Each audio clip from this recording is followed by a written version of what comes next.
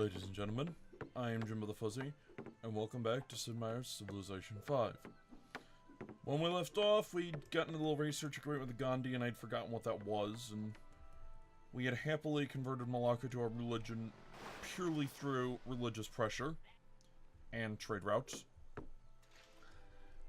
And we were looking at a missionary to get Singapore and Vancouver just so we didn't have to worry about them anymore.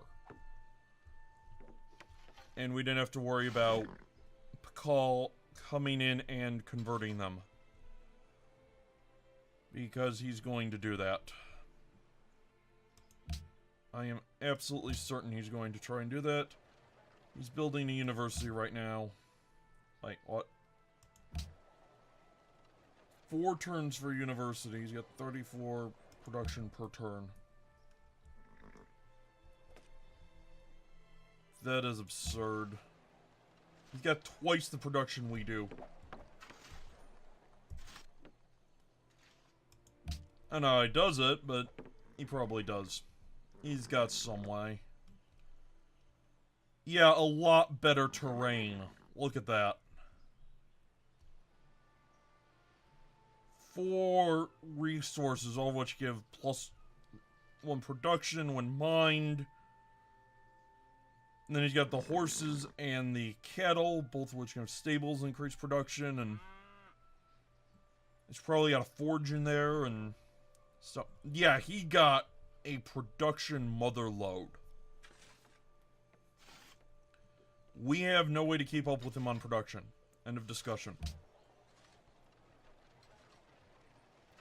But, which means we're gonna have to do it in other ways. Fine. Workshop for 1. We can do that. But, what I was gonna say is, I went and looked up how research agreements work in between episodes. Once you've acquired the education tick, you may engage in a research agreement with another Civ as long as you both have an embassy and a declaration of friendship. A research agreement costs each side gold. If you don't have acquired gold, you can't be part of an agreement. The research agreement lasts 30 turns on standard speed. When it is finished, you gain research based on total research you and your partner produced during the agreement. However, you cannot get more research from your partner than what you have produced yourself. So, the more you generate, the more you get. In this case, we're getting 60 per turn, which means I don't know how much Gandhi is making. Probably a lot. Once we get education, we'll be making more, though. It's in 7 turns, which probably right after the stable. Alright. Yeah, I'll put the university in right after the stable. I could build Angkor Wat, but there's no point. Probably. I don't know. I am almost certain there's no way I can get Angkor Wat before the Maya get it. They could build their university 3 times over and still beat me to it. Oh, that would tie them up for 10 plus turns, so I don't know.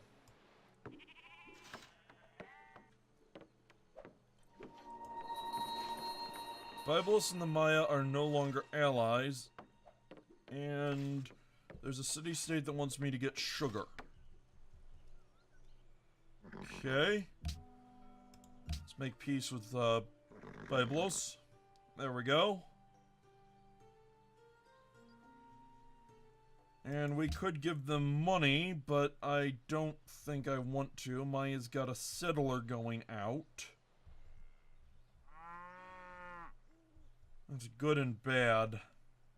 They're probably going for Mount Sinai.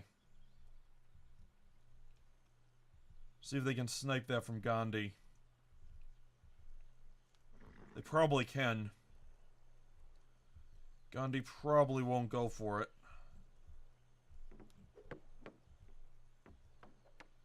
doesn't make a lot of sense for him to go for it. Where are you located? Up here. I have absolutely no religious influence with you whatsoever. I don't have any way to get religious influence with you, so... No, not overly interested right now. Yeah. Maybe use those Biblos, and there we go. Next turn. Oh, good. We'll have a settler out just in time for education to kick off. And I'm going to have you...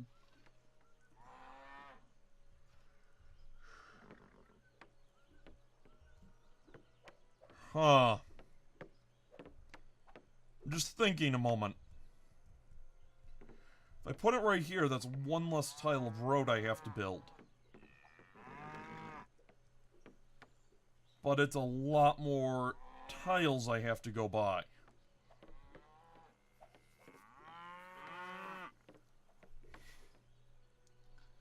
On the other hand, it also...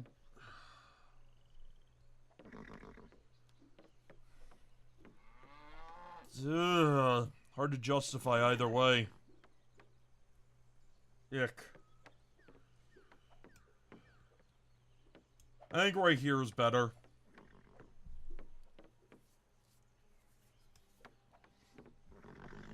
So, I'm actually going to move you to right here.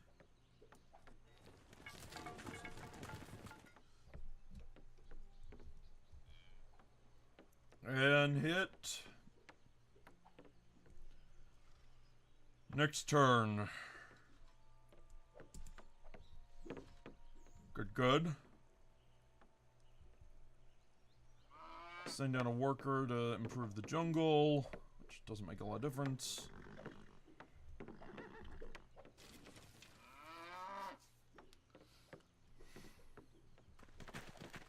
I don't actually need a monument, amusingly enough.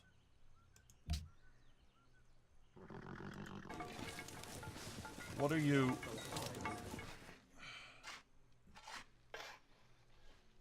Okay, I can see why you did that. To optimize the, movement cost reduction. Because of... the jungle costs... Once you put a road down, all tiles cost the same amount to move through. So rather than reduce it from 1 to 0.5, which I think is the default road cost, they're reducing this from 2 to 0.5. Which, okay, it makes sense, but... not exactly what I intended. Biblos wants us to intimidate Buenos Aires. And Buenos Aires does not... They do not fear our military. One interesting way that you can make your military more scary to city-states is to park it right on their border. That actually amuses me. Because it makes sense and it gives you strategic... It gives you more strategic depth. You have more options. And Panama City's also getting pressure. Vancouver, absolutely I need a missionary there. Whether I send it to Singapore... yeah, I send it to Singapore next. The one thing I'm a little concerned about is that Korea is... I saw a Korean workboat somewhere down here. That's how we met them and I got their capital location, so... Not good. At all.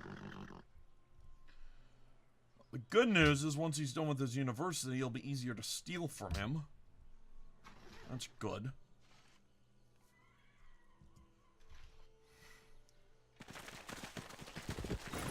Hello, missionaries!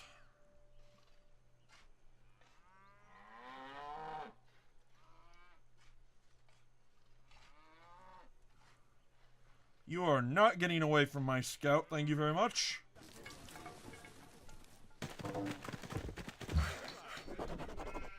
Peace treaty has expired. And we can now adopt a new social policy. Fine. First, I'm grabbing this missionary. Second, Sao Paulo. Do I want to go buy another tile? Do I just want to keep buying tiles? Faster than city can assign people to work them. Does have the granary for the bananas. And I don't think so.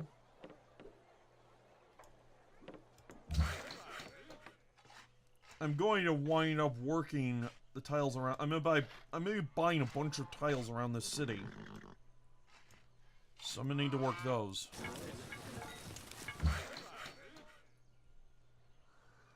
Okay, you're there. Let's move to right here.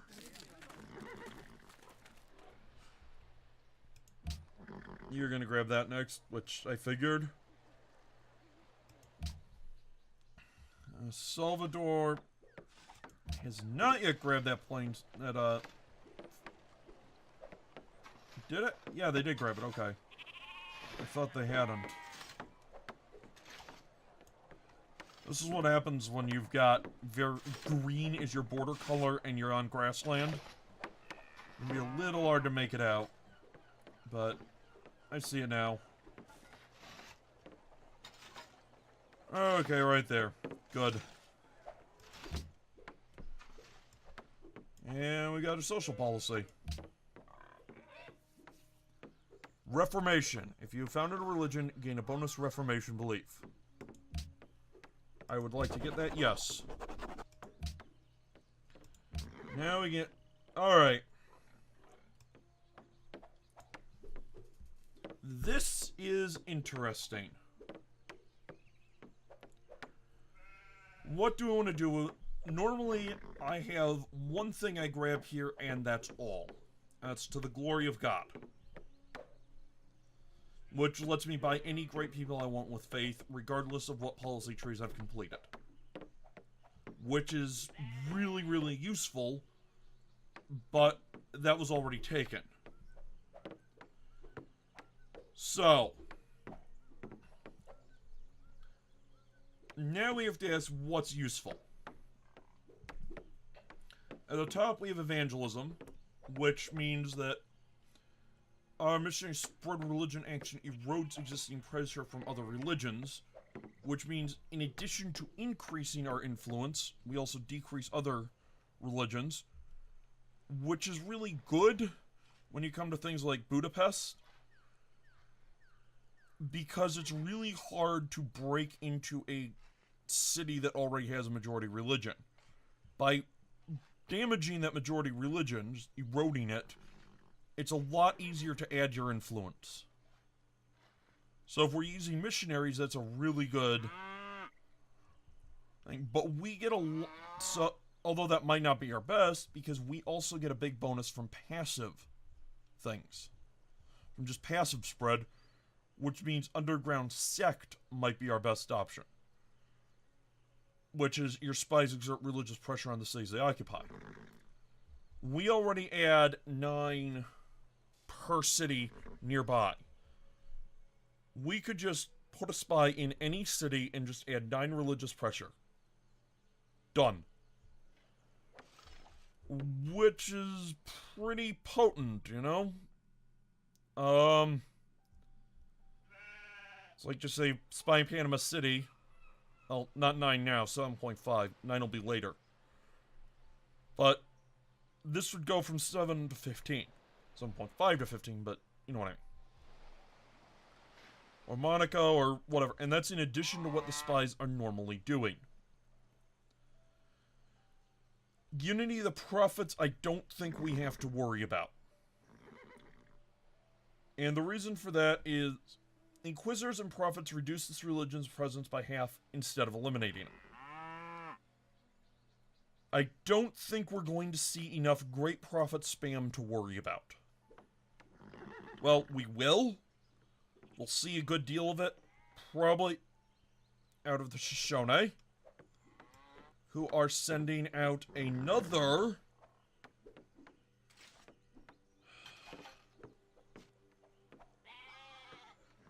Okay, fine. Time for war.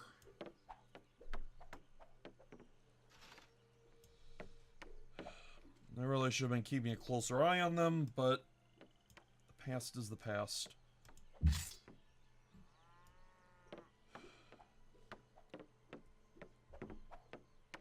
Should I move? I should move to right.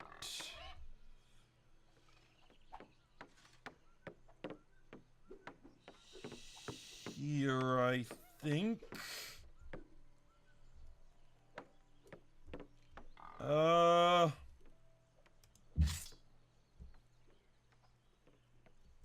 Move you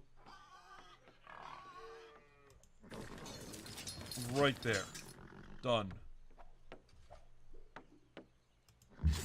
You're better at shock. I am going to move you.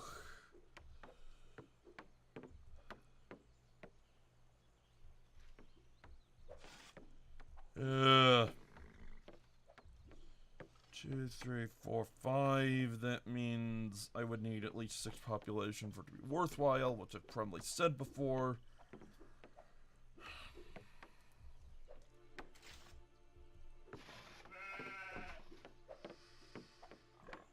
I really need to build a horseman.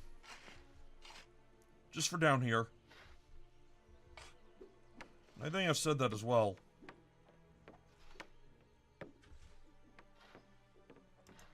You have a stable, right? No, you don't.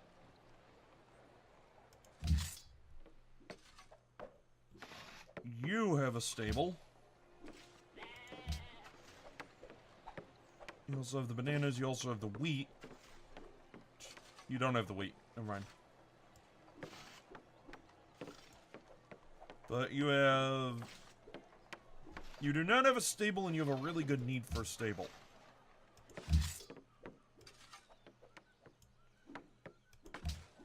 And that need for stable is probably greater than you need for a granary. Alright. Now where was I? Oh yeah. What am I doing with the swordsman? Okay, next turn he can move to right here. Or to right there.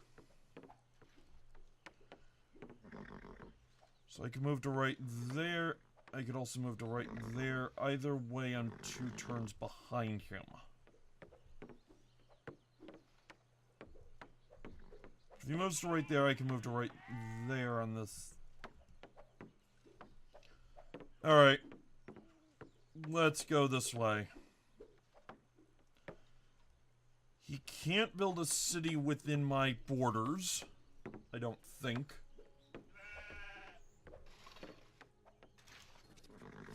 Or he can't grab territory I've already got. Okay, good thing I noticed that settler. You know, I don't need any more workers, you guys. Just stop building cities in my direction, and we'll be okay. Anyway. Religious fervor. I don't think we're going to need religious fervor because we're going to be getting a whole lot of gold. In gold, so we can buy stuff with gold. We don't need faith for that. We're going to reserve our faith for great people. Heathen conversion, we can use missionaries to convert adjacent barbarian units to our Civ. No. Excuse me. Unity of the Prophets. Inquisitors and Prophets reduces religion's presence by half instead of eliminating it. So, if we had a great prophet walk up to our city, not our holy city. I don't think it works that way in holy cities, but let's say Monaco. Or Malacca. Malacca's a better choice. Let's say that Khal gets desperate. He says a great profit to convert Malacca. It will, instead of completely wiping out a religion and instituting his as the majority, it will instead just reduce ours by 3. Which means if we actually have complete control over a city, he'll have barely any influence at all. So, but I think Underground Sect is probably our best bet. It means we use our spies, and since we're behind and we're probably going to be behind, we can keep using our spies for more benefits.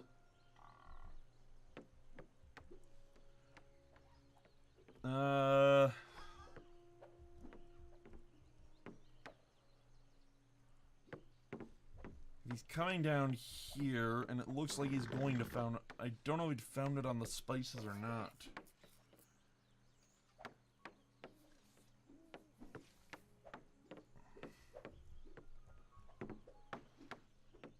I may go with Underground Sect, partly because I've never tried it before.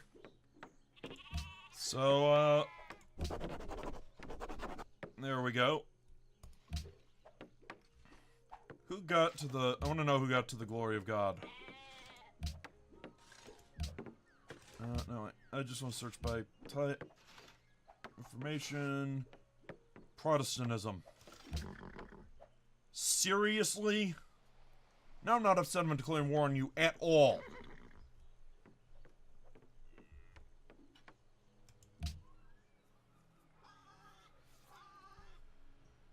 I think we should finish off piety relatively quickly. 1 for the discount and 2 for the bonus of the temples. Then after we get done with piety, move on to... I want to finish off tradition to get the bonus from monarchy and landed elite. Landed elite will just... That plus 10% growth applies to all cities, not just our capital. It's not clear about that because it says plus 10% growth and plus 2 food in the capital. That 10% applies to all cities, which is a big deal. We could get great artist anytime. I don't care. Cultural centers, monuments, amphitheaters, upper. Yeah. While that's nice, we don't need it this very second.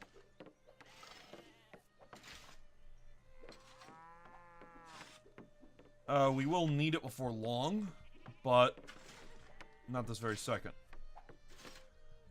Flourishing of the arts. Culture increased by 33% in all cities which have built a world wonder, and the Empire immediately enters a golden age. There we go. That will be useful. I do want to get more tourism, though, because of how our golden ages work. Plus 100% tourism output, I believe it was. Well, now we're getting less happiness, because the city grew. It's fine. It'll get fixed. Don't worry. And with that, I have been Jimbo the Fuzzy. Thank you very much for watching. I hope to see you again next time.